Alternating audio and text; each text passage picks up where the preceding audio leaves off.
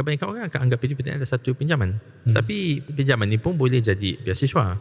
So macam mana PTPTN nak bantu anak-anak muda yang susah ni, dia graduate tanpa beban kewangan?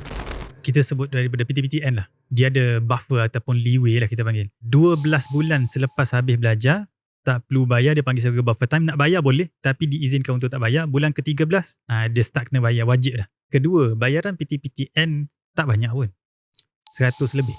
Ketiga, bagi masyarakat B40, M40 yang first class, boleh dapat pengecualian ataupun bahasa mudah, kalau anda perform kerja, dapat bonus KPI capai, which is sebagai student, KPI kau apa? Adalah belajar, betul tak?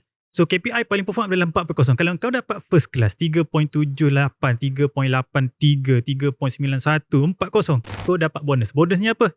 Pengecualian bayar. Untuk B40 M40. Itu memang benda yang kau punya. Total belajar apa? 30,000. Lesap macam tu, bonus. Dianggap bagi.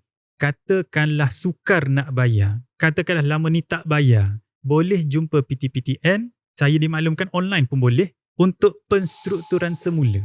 Katakanlah 100 tu susah nak komit. Struktur semula 70 sebulan ke contoh. So 3 inisiatif lah nak memudahkan untuk bayar.